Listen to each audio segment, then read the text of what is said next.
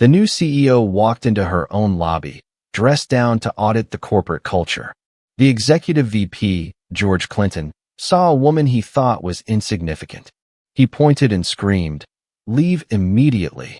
He didn't know that command, recorded on security footage, was the first piece of evidence in her legal kill shot. She used his prejudice to expose a massive financial fraud. All right, before we continue, just a quick moment. My mom still says I should get a real job instead of making these videos.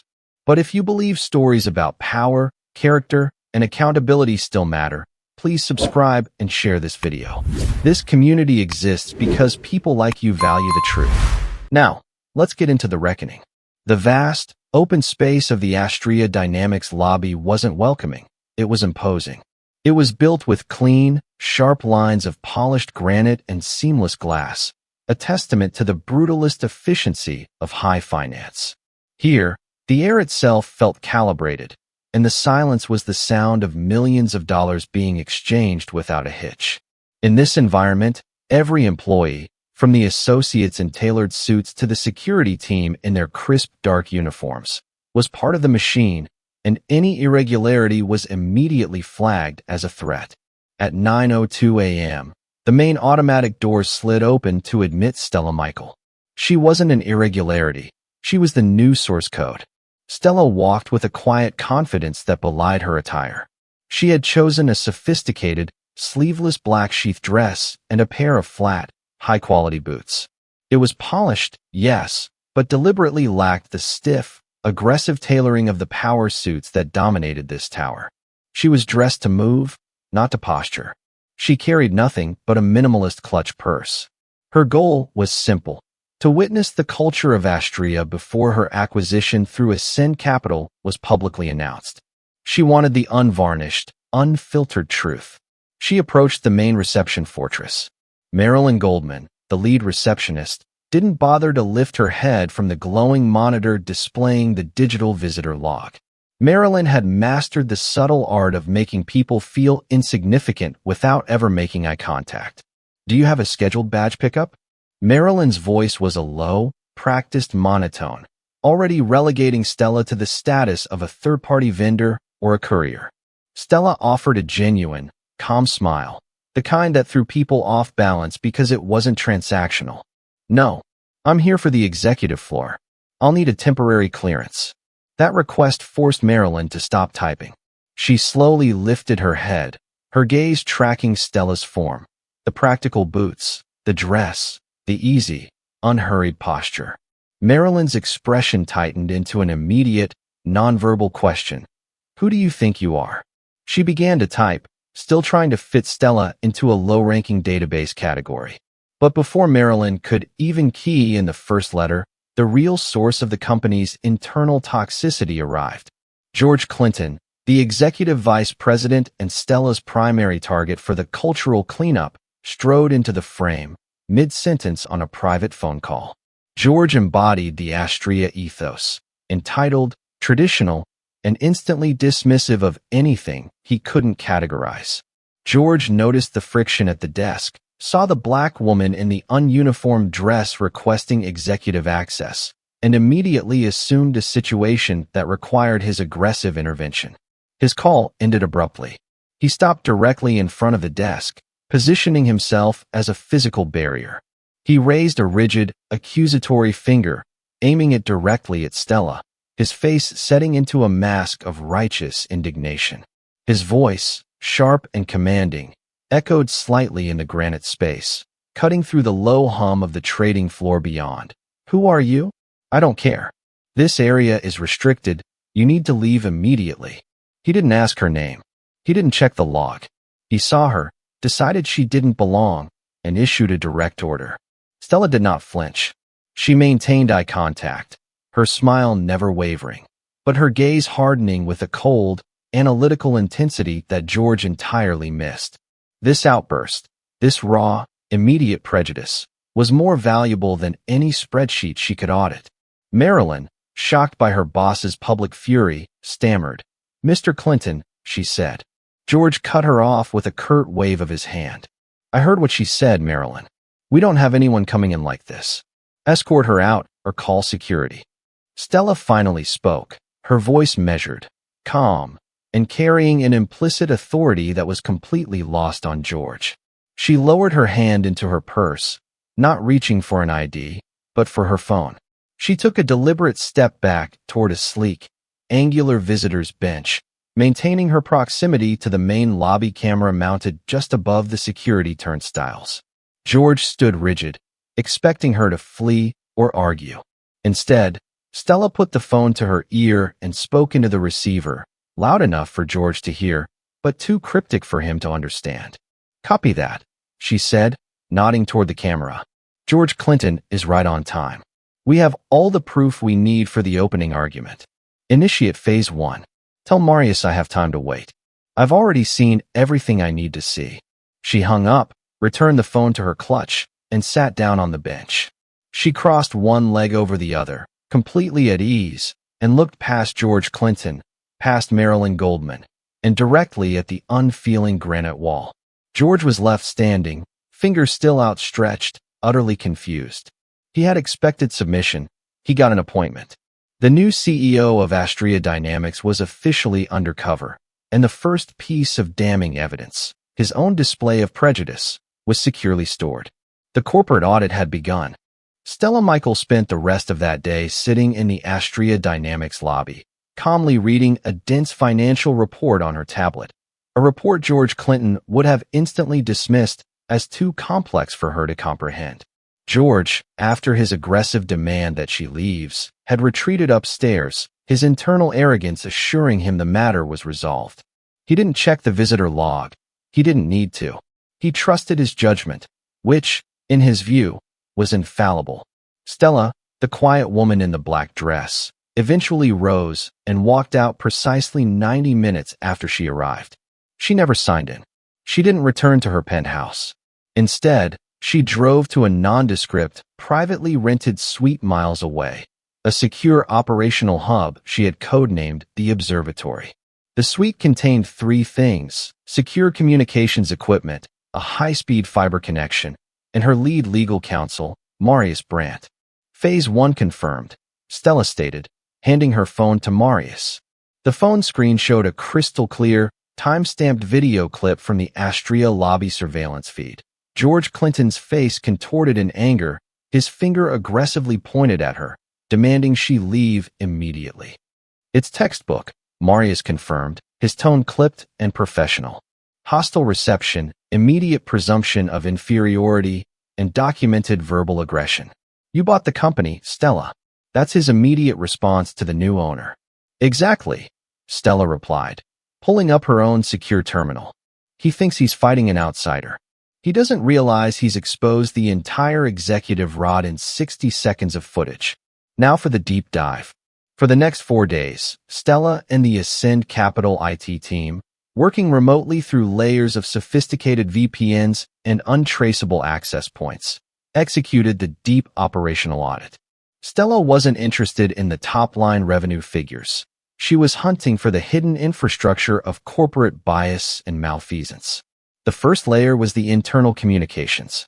Stella filtered emails involving George Clinton and Finance Director Reese Kavanaugh, George's right-hand man and the operational brain behind the financial side of the rot. The tone was immediately telling. Communications directed to white, male colleagues were concise, collaborative, and congratulatory. Communications to any non-white or female staff were often dismissive, heavily edited, or simply ended with, "Let's circle back to this later." A corporate euphemism for this idea is dead. She moved on to project assignment and promotion tracking. The data revealed a pattern so clear it was almost statistical. Any high-visibility, career-defining project was funneled directly to George's inner circle. When a Black or Asian team member submitted an outstanding proposal, it would invariably be killed in the pre-development review stage. Stella tracked 3 separate instances where groundbreaking work submitted by a female senior analyst was taken, rebranded by a male colleague within George's circle, and then presented as new work 6 months later. The original analyst was given a lateral Employee of the Quarter award instead of the promotion she had earned. The pattern wasn't accidental. it was systemic. It was a managed ecosystem of privilege. "Look at this," Stella muttered, projecting a personnel file onto the wall screen. It belonged to a promising young director, Ajay Sharma, who had delivered a 20% efficiency increase in the supply chain vertical. His performance review praised him highly, yet the review noted he was not yet culturally aligned with Astria's executive track. "Culturally aligned?" Marius repeated, shaking his head. "That's code, Stella. Code for doesn't look like us or doesn't play golf with us." "It's more than code, Marius," Stella countered, tapping the screen. "It's a policy of managed containment. They keep the talent, Ajay, for instance, but they cap his growth, so he never becomes a threat to their insular leadership structure. They extract the value but deny the power." The second, and far more dangerous, layer was the financial trail. Rhys Kavanagh, George's ally, wasn't just complicit in the cultural rot. He was running the plumbing for the financial fraud. Stella followed the internal routing of expense reports and vendor payments. She discovered a series of highly obscured third-party vendor contracts for IT consultation that were consistently routed through Rhys's office. These shell companies were based in small, poorly regulated jurisdictions and consistently invoiced Astria for large, round-figure sums. "These aren't legitimate consultation fees," Stella observed, zooming in on the transaction codes. "They're too predictable, too perfectly spaced. Rhys is using these shell corporations to siphon off operational capital and turn it into off-book revenue. It's classic embezzlement disguised as complex accounting." Marius leaned in. "That's criminal, Stella. Not just corporate policy, actual jail time." "Exactly," Stella confirmed. "George and Rhys aren't just protecting a boys' club, they're covering a crime scene. George gives the culture, Rhys provides the cover, and the culture of discrimination ensures that no one outside their trusted circle, no Black, Asian, or female analyst, is ever given the access to flag the financial anomaly. The bias is the system's biggest security blanket." The reconnaissance was complete. Stella had documented proof of systemic bias, deliberate suppression of meritocratic talent, and concrete evidence of large-scale financial fraud. She had also confirmed that the culture George Clinton so readily embodied was designed to prevent any non-traditional thinker, like herself, from ever gaining true, unobstructed oversight. Now, she just needed to find the single, internal ally who had already seen this rot from the inside, the one person George and Rhys had tried hardest to silence. That search would lead her directly to a junior analyst in the risk department. Her name was Liana Chu. The data didn't lie, but it rarely told the whole story. Stella knew that to expose the rot, she needed more than just transaction codes. She needed context, human intelligence, and confirmation from someone inside the fire who wasn't tainted by George Clinton's corruption. Her investigation zeroed in on the most unlikely department to harbor a whistleblower: risk. Risk analysts were, by nature, conservative, detail-oriented, and often afraid of making waves. They were supposed to identify threats, but their warnings were useless if the people at the top were the threat themselves.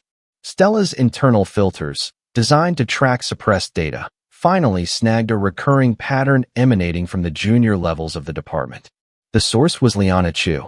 Liana was listed as a junior analyst, 2 years into her tenure at Astria, and her performance reviews were consistently exceptional, a fact that only highlighted her bizarre lack of upward mobility. Stella pulled up Liana's internal file, then cross-referenced it with the suppressed data stream. Liana's desk was a factory of meticulously documented paranoia. Her work wasn't merely good, it was revolutionary.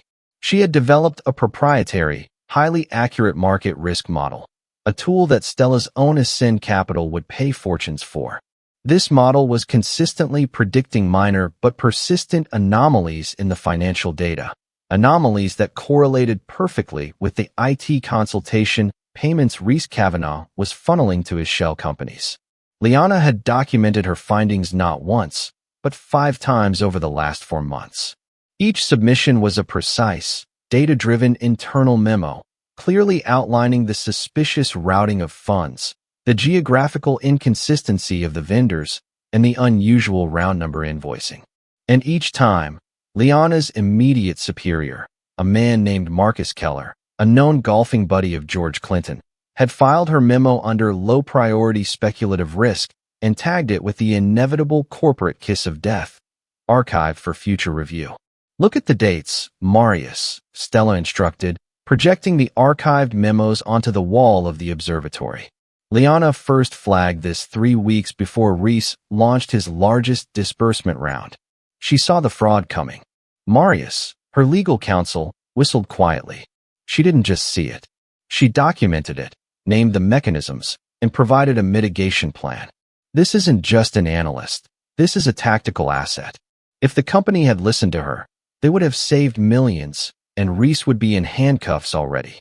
"And that's precisely why they can't promote her," Stella stated, a look of cold, calculating certainty in her eyes. "She's too good. Her competence is a direct, existential threat to George and Reese's operation. The systemic bias isn't just about the color of her skin or her gender. It's about preserving their corruption. They need talented people like Liana to do the grunt work, but they must ensure she never reaches a position where her findings gain traction." Stella went deeper, searching Liana's personnel history for any external factors. She found one glaring piece of evidence. 6 months ago, Liana had submitted an application for the prestigious Director of Advanced Financial Modeling position, a role that should have been hers based on her work. George Clinton himself had signed off on the rejection. The official reason: lacks necessary executive presence and cultural alignment. "There it is again," Stella noted, pointing to the screen. "Liana doesn't fit the culture." The culture, in this case, meaning George and Reese's definition of safe, silent, and incompetent enough to miss the glaring financial theft. Stella knew Liana Chu was her ally. Not just a potential whistleblower, but a victim of the exact corruption Stella had walked into the lobby to find. Liana represented the pure merit that Astria was actively crushing. "She's our human element, Marius," Stella said, closing the file. "We need to contact her, but discreetly. George and Reese have to believe they've succeeded in burying her. And they have to believe that the woman from the lobby, the one they told to leave, is gone forever." The immediate objective shifted. Stella needed to find a secure, untraceable way to validate Liana's findings, reassure her that she wasn't crazy, and prepare her for the corporate explosion that was coming. Liana Chu had delivered the buried warning. Now Stella Michael was going to use it to bring down the entire hierarchy. The necessity of confirming Liana Chu's findings was paramount. Stella didn't just want data. She wanted to observe the executive suppression in real time. It was one thing to see the archived memos. It was another to watch George Clinton actively bury a brilliant subordinate. To achieve this, Stella executed a tactical reentry into the Astria Tower. Her Ascend Capital team had acquired a high-level executive visitor badge and ID. One that would grant access to the mid-level strategy floors without triggering George's specific alerts. Dressed in sharp, neutral tailoring that blended seamlessly into the mid-management crowd, Stella slipped past the front lobby, this time with the correct credentials, and ascended to the 18th floor. She entered the glass-walled conference room designated for the quarterly mid-level strategy review. The air was thick with competitive tension and the low-level noise of power negotiations. George Clinton sat at the head of the conference table, his presence dominating the room, flanked by his trusted cronies, including Reese Kavanaugh, the finance director. Liana Chu was next on the agenda. Liana, small but meticulously professional, began presenting her new market anomaly detection, MAD model. She wasn't an aggressive presenter. She was precise. She showed how her model, using proprietary predictive algorithms, flagged unusual activity in the firm's capital flow. As she spoke, she moved directly toward the data that implicated Reese's shell companies, without naming them, but pointing to the perfect, predictable anomalies in the third-party consulting fees. The room grew noticeably colder. Reese Kavanaugh shifted uncomfortably in his seat, his eyes darting to George. Liana's model was mathematically flawless, and the implications were devastatingly clear to anyone who understood the complexity of the firm's trading operations. She was not just flagging risk, she was documenting theft. George Clinton watched her, his face a mask of patronizing disapproval. When Liana finished the final slide, a graph showing the direct correlation between the flagged anomalies and a negative forecast for Q3, George didn't ask a question about the data.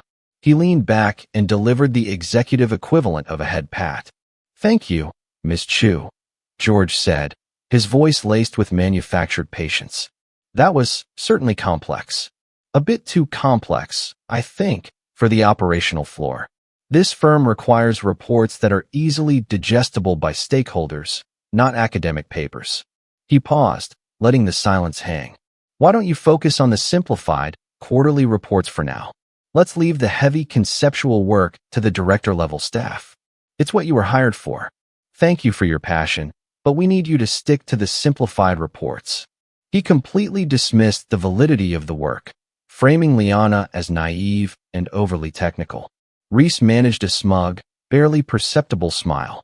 Liana, her shoulders slumping slightly, simply packed her notes and left the room, her groundbreaking model rendered useless by George's public rejection. Stella watched her go. George's dismissal confirmed everything. He wasn't just overlooking Liana. He was actively, publicly undermining her to maintain his operational control. Stella left the meeting minutes later, tracking Liana through the company's internal campus until she located her in a rarely used staff break room, hunched over a cup of water, staring blankly out of the window. Stella approached quietly and sat opposite her. Liana looked up, her eyes immediately recognizing the woman from the lobby, the woman George had shouted at. "I saw your presentation," Stella said softly, keeping her voice low. Liana's face hardened, defensive. "Then you saw what they think of my work." "I saw what they fear of your work," Stella corrected. "Your model is brilliant. It's accurate. It shows a systemic flow anomaly that their current risk modeling is incapable of seeing." "I'm an independent consultant in risk management," Stella lied smoothly, adopting a plausible cover identity. "I run simulations for companies across the sector. Your MAD model is one of the most predictive I've seen." Liana looked up, startled, searching Stella's eyes for deceit. You actually ran the numbers? You understand the vectors. I understand that the perfect correlation you flagged between the vendor fees and the negative forecast isn't a technical error. It's a signature," Stella confirmed. "Your findings weren't dismissed because they were too complicated. They were dismissed because they were too true." Liana finally broke, a rush of frustration escaping her. "That's why I was denied the director promotion, isn't it? The official reason was lack of executive presence. But it was because Marcus and George knew I was getting too close to their operation. It's a wall. Every time I get close to the truth, they find a new way to shut the door." Stella nodded slowly. "They need your talent to maintain stability, but they need to contain your power to maintain control. That's the culture of Astria. That's why George shouted at me in the lobby. We don't fit his definition of control." Stella leaned forward, her eyes locking with Liana's. "Keep your model safe. Keep it secure. Don't share it again, and don't resign. George and Reese need to think they won this round of suppression. You have done your job. You have warned the company." Liana, her confidence slowly returning, asked, "Who are you really? Why are you helping me?" Stella gave her a tight, knowing smile. "Right now, I'm just the woman George told to leave. But understand this, Liana, the information you hold is about to change everything. You were right to flag the risk. The real test of this company is coming, and you need to be here when it happens." With that, Stella rose, turned, and disappeared back into the flow of mid-level management, leaving Liana with a sudden, profound realization. She wasn't alone, and her meticulous work wasn't just risk analysis. It was the blueprint for a corporate reckoning. George Clinton was not an idiot. Arrogant, prejudiced, and corrupt, yes, but not stupid. The presence of the uninvited black woman in the lobby, the woman who had sat calmly and defied his direct order, followed by the subtle digital tremors in the internal systems, had tripped a wire deep in his executive paranoia. He couldn't trace the digital access, But he knew the moment of the attempted intrusion coincided with her brief, unnerving visit. He was facing an unknown threat, and he decided to hit back, hard, before the entity could identify itself. He called in Reese Kavanaugh, the finance director. George wasn't interested in the financial details of Reese's ongoing embezzlement scheme, only the political leverage it afforded. They needed a distraction, a preemptive strike that would discredit the presumed outside agitator before she could ever get close to a formal board meeting. Reese, the more tactical of the two, orchestrated the hit using their network in the financial press. The target wasn't Astria Dynamics. It was Stella Michael herself. The fabricated narrative hit the wires 3 days later. It wasn't a direct accusation, but a subtle poisoning of the well. The story was headlined, Ascend Capital's shaky foundation? Questions arise over prior tech fund stability. It was a masterclass in corporate innuendo. The piece didn't name Stella, but it centered on her high-profile, highly successful previous tech venture, insinuating, with no concrete evidence, that the fund's success was based on aggressive and unsustainable market maneuvering that bordered on the unethical. It suggested that any firm recently acquired by Ascend Capital, like, hypothetically, a large financial technology firm, should prepare for a potential culture of instability and risk tolerance that borders on reckless. The immediate effect was a calculated ripple, not a tidal wave. Astria Dynamics stock dipped a noticeable but non-catastrophic 3%. It was enough. George Clinton immediately seized the moment. He called an emergency meeting with the board's chairwoman, Alara Vaughn, and his loyalists. He didn't mention the news article. He simply presented the stock fluctuation and linked it to the erratic, unauthorized activity he'd experienced in the lobby a few days prior, carefully omitting the fact that he was the one shouting. "This is not a coincidence, Alara," George argued, his voice full of urgent, protective concern for the company. "The minute this outside entity, this consultant, starts poking around, our stock reacts. We are dealing with an unstable element attempting to gain influence. Our ownership transfer is still in the quiet period. If the market smells a fight for control, we risk a total collapse." He leveraged the board's fear and conservatism. He argued that the only way to reassure the market and stabilize the price was to impose immediate, demonstrable control. "We must force a full, independent audit of Ascend Capital and Ms. Michael's other assets," George insisted. "And until that is complete, the board must issue a temporary investigative suspension of her executive authority in Astria Dynamics. She cannot be allowed to make operational decisions that could further destabilize us." The board, already conservative and highly susceptible to market fear, agreed. They saw George as the steady hand protecting them from the perceived chaos of an aggressive, unknown acquirer. The official notification arrived at Stella's office late that afternoon. It was a dense, 2-page legal document citing unconfirmed financial risks tied to prior ventures and the necessity of maintaining market stability. Stella Michael, the new CEO, was temporarily suspended from all operational and strategic decision-making roles within her own company. At the observatory, Marius Brandt swore under his breath, watching the stock ticker. They bought his narrative hook, line, and sinker. They've just benched the owner of the company. Stella, however, was calm. She read the suspension notice, her expression unreadable. "It's not a defeat, Marius. It's a gift." "A gift?" "Yes. George and Reese didn't just sideline me. They publicly attacked my credibility and forced me into silence. They think they've won the crucial time they needed to cover their tracks. But now, my hands are legally tied, which means anything I do next is purely investigative and punitive, not operational interference." Stella walked to the wall screen and pulled up Lianachu's file. "This suspension gives me the perfect cover. I become invisible again. And George, in his arrogance, will do 2 things. First, he will press his advantage inside the company to find out who my local contacts are. And second, he will make a move against the only person whose work poses a direct threat to his fraud." Stella tapped the screen, pointing to Liana's name. "Reese and George aren't done. Now they need to clean up the internal witnesses. And we have to be ready when they do." The hammer fell immediately, and it didn't land on Stella Michael. George Clinton had already neutralized her. It landed, hard, on the person he knew posed the greatest risk to his actual operations, Liana Chu. Reese Kavanaugh, taking George's directive, initiated a swift corporate assassination.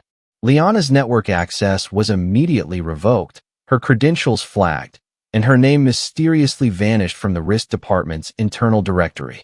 Marcus Keller, her supine manager, delivered the final blow.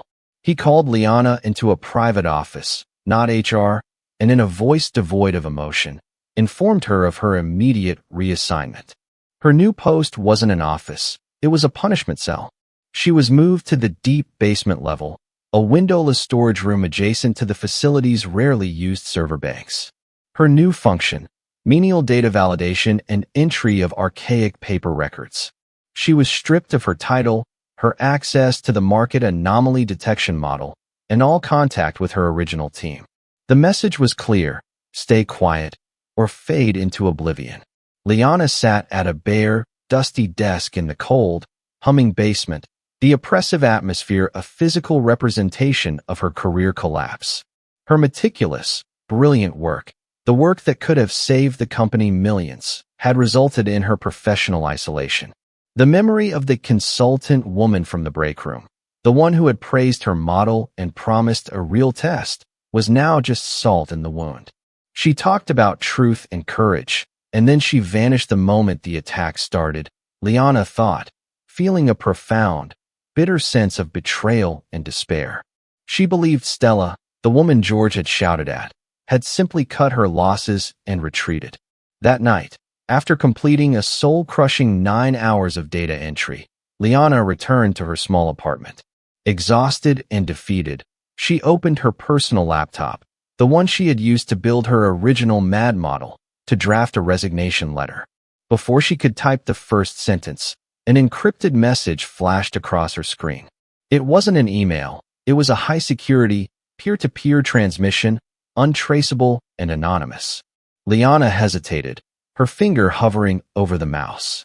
Curiosity won over caution. She clicked the file open. The message wasn't a threat, it was irrefutable evidence. The first attachment was the officially signed document from George Clinton, ordering the suppression and archival of Liana's first 4 risk memos, the low-priority speculative risk filings. It was dated a week before the official rejection of her promotion. The second attachment was a partial, but devastating, financial audit. It showed the side-by-side transaction codes of Reese Kavanaugh's shell companies and Liana's own flagged anomaly data, proving the correlation was not coincidence, but criminal execution. The third was a single, crystal-clear still photo, a zoomed-in shot of the Astria lobby surveillance feed, timestamped from the day Stella was there. It showed George Clinton, face contorted, finger pointing aggressively at the woman in the black dress. Liana stared at the images, a rush of cold understanding flooding her system. The woman hadn't abandoned her. The woman had been attacked first, and the internal enemy was George and Reese. They hadn't just rejected her work, they had actively tried to ruin her to cover their theft. Below the attachments was a short, terse text. Do not contact anyone at the firm. Do not quit. Do not speak to HR or any internal security. Your safety and your data are paramount. They have silenced the owner, and they have isolated the analyst. This is exactly what we need. Your work is validated. Your position is temporary. Wait for the next instruction. Remember this. The noise is theirs. The truth is ours. Liana leaned back, the chill of the basement replaced by the cold reality of the corporate war she was now enlisted in. She looked at the image of George Clinton's aggressive finger. The woman from the lobby hadn't failed. She was simply operating on a level Liana couldn't see. She closed her laptop, deleted the secure message, and walked away from the half-written resignation letter. She knew her job now. Endure the basement, protect the model, and wait for the woman who George Clinton told to leave to come back and settle the score. The suspension notice was delivered to Stella Michael on a Wednesday. By Thursday morning, she had officially disappeared. No statements, no counter-press releases, and no challenging the board's temporary directive. Stella went dark. This silence was deliberate, a strategic vacuum created to draw out her enemies. George Clinton and Reese Kavanaugh, watching the quiet stock market reaction and the sudden absence of the supposed erratic outside element, immediately mistook silence for surrender. George, his ego fully inflated by his perceived victory, regained his full executive swagger. He was the protector of Astria, the steady hand who had fought off a reckless takeover. He felt untouchable. In this climate of false security, George and Reese became sloppy.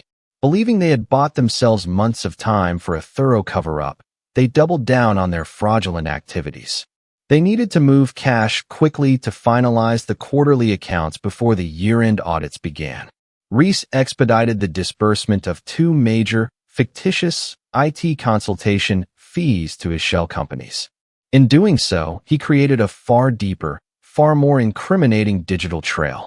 The recent activity, executed under the assumption that the new owner was neutralized, was a careless flood of evidence, all of it recorded meticulously by Ascend Capital's invisible IT team operating from the observatory. For 10 days, Stella and her lead counsel, Marius Brandt, were working in a relentless, silent operational grind. They weren't fighting the suspension, they were weaponizing it. The process was precise, methodical, and devastating. 1. The financial composite. They synthesized Liana Chu's raw, predictive market anomaly detection, MAD, model data with the real-time transaction logs of Reese's recent, panic disbursements. They didn't just show that Reese was stealing. They showed that Liana had warned them, and George had prevented the warning from reaching the necessary channels. The evidence moved from simple theft to conspiracy to defraud shareholders and suppress internal risk warnings. 2. The cultural dossier. Marius compiled the complete history of George Clinton's systemic bias. This wasn't anecdotal. It included the logged rejection files of Ajay Sharma, Liana Chu, and dozens of other highly qualified non-white or female candidates, all rejected using the same coded phrases, lacks executive presence, or not culturally aligned.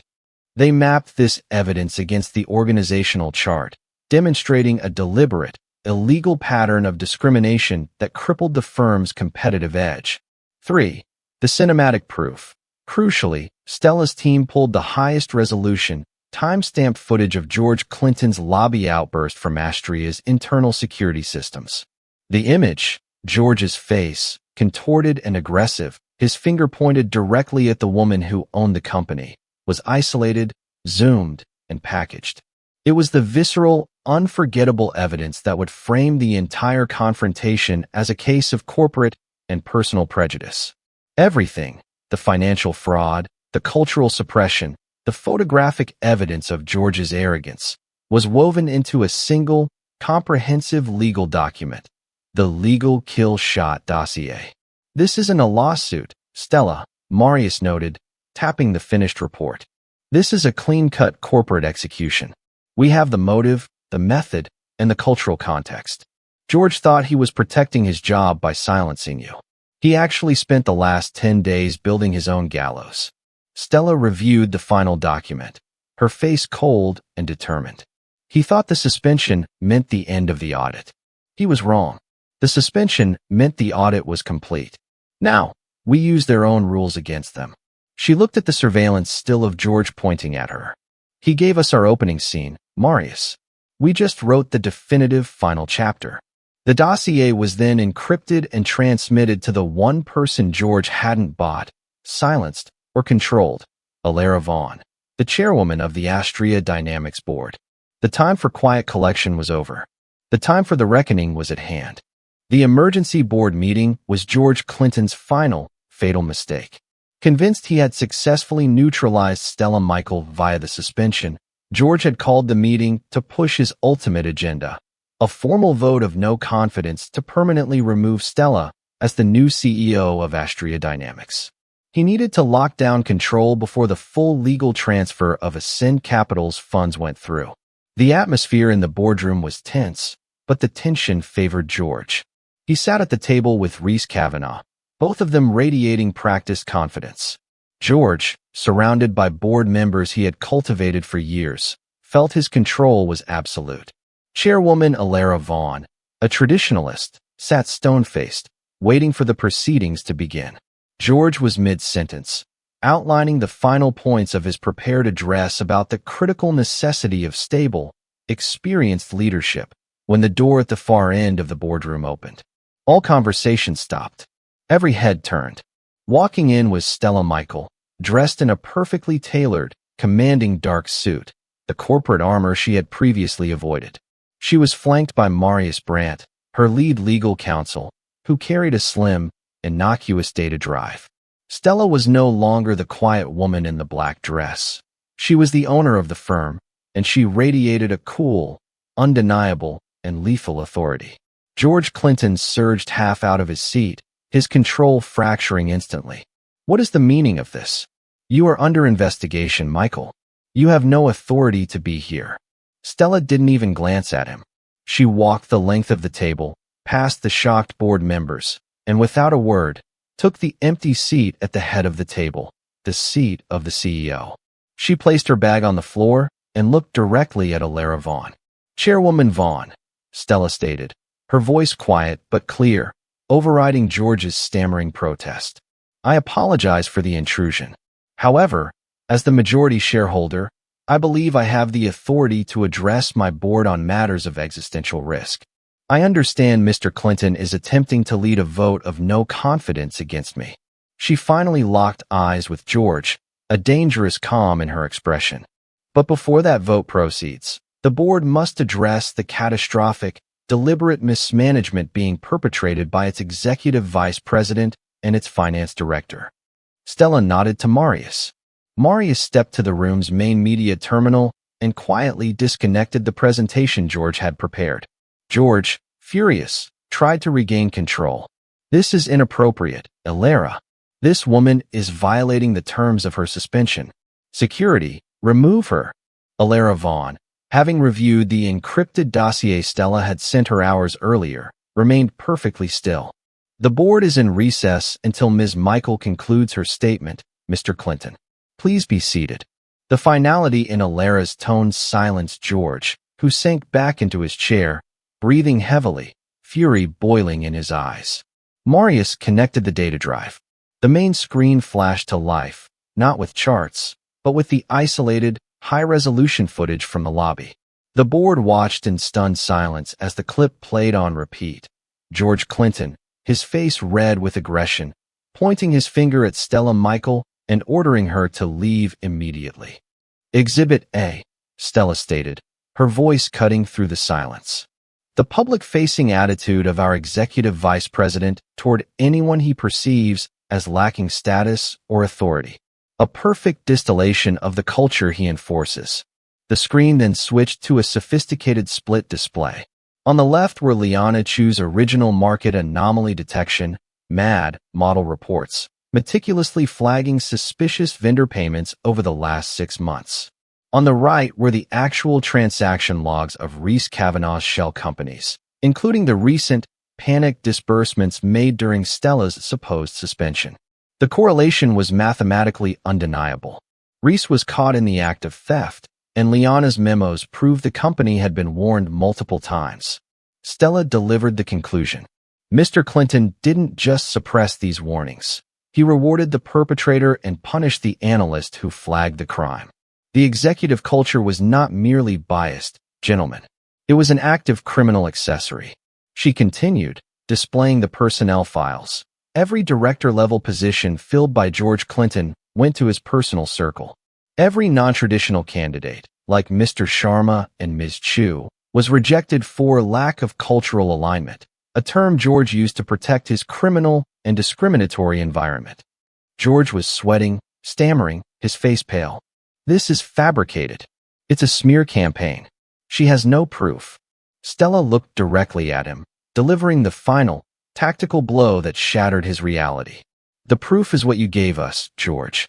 You believe the suspension gave you the freedom to continue your fraud and isolate your critics. You confused our silence for weakness. Stella paused, allowing her power to settle over the defeated man. This wasn't an act of arrogance, George. It was a diligence exercise. You failed the test of character, and you failed the test of fiduciary responsibility. The only unstable element in this room is you." Alara Vaughn did not hesitate. The evidence was irrefutable, and the liability was astronomical. "Mr. Clinton, Mr. Kavanaugh, your employment is terminated, effective immediately. Security will escort you out. Marius, please prepare the formal referral to federal investigators." George Clinton was pulled from his seat, struggling and shouting denials, his executive swagger vanishing instantly. As he was led past Stella, she looked up at him one last time. He saw not the woman in the black dress, but the unyielding force that had used his own prejudice to dismantle his empire. The board, shocked but unified, had made its decision. The reckoning was complete. 6 months later, the atmosphere in the Astria Dynamics headquarters was unrecognizable. The rigid, cold silence had been replaced by a low, productive hum, the sound of true meritocracy at work. The changes weren't merely aesthetic. They were fundamental, driven by Stella Michael's ruthless restructuring. The discriminatory layers of management had been stripped away, replaced by transparency and merit-based promotion. George Clinton and Reese Kavanaugh were now facing serious federal charges, and their absence had opened a floodgate of innovation. Astria Dynamics wasn't just surviving. It was experiencing a period of record growth and competitive innovation that the old, biased regime had systematically suppressed. The occasion was the annual Investor Summit, a high-stakes event now serving as Stella's formal public introduction as the true leader of Astria. On stage, Stella, commanding in her presence, addressed a room of major institutional investors. She didn't dwell on the financial projections. She spoke about culture. "When Ascend Capital acquired this firm," Stella began, "we were buying a fortress of potential. But inside that fortress, we found rot. Systemic corruption and prejudice were not just tolerated. They were codified by executive action. My initial visit, which some of you may recall, was framed in the press as erratic and unstable. The truth is, that was the first step of a deep diagnostic test." She paused, then delivered the final, clarifying twist.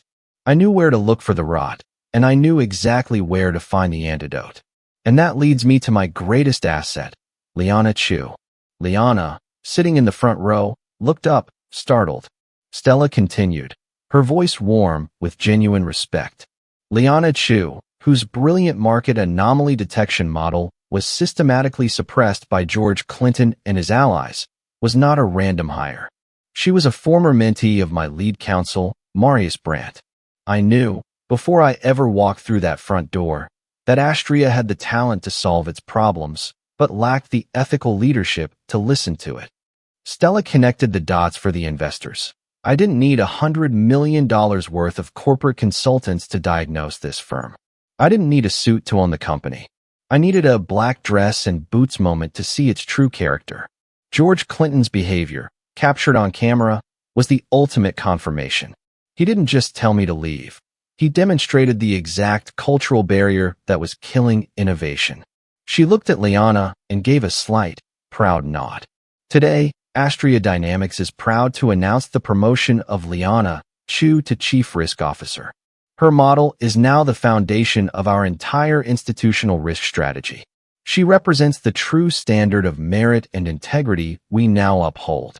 The room erupted in applause, not just for the promotion, but for the transparent, uncompromising vision of the new CEO. Later that evening, Stella and Liana stood on the revitalized rooftop observation deck of the Astria Tower. Below them, the city lights stretched to the horizon. Liana was reflective. "I never thought I'd come back up from that basement," Liana admitted. "I truly believed I was crazy, that my data was wrong, and that I was doomed because I didn't fit the culture." "The culture was never the problem, Liana," Stella said, looking out at the skyline. "The gatekeepers of the culture were the problem. George and Reese thought their image was their power. They thought they could judge the value of people based on what they saw in the lobby. They were tragically wrong." Stella turned, facing the entrance of the tower, and delivered the final verdict on the entire ordeal. "From now on, every person who walks through those doors, whether they are a new hire in worn sneakers or a billionaire owner in a custom suit, will know one thing. Dignity doesn't wear a uniform. It walks in wearing anything, even a black dress and boots, and it is judged only by its integrity. The test was over. The company that had tried to send its owner away had finally found its true leader, and its future was built on the talent of the woman they tried to bury in the basement. And that is the final, powerful truth of Astria dynamics. Stella Michael didn't just expose George Clinton's corruption. She used his immediate prejudice, his command to leave immediately, as the evidence to dismantle his entire toxic kingdom.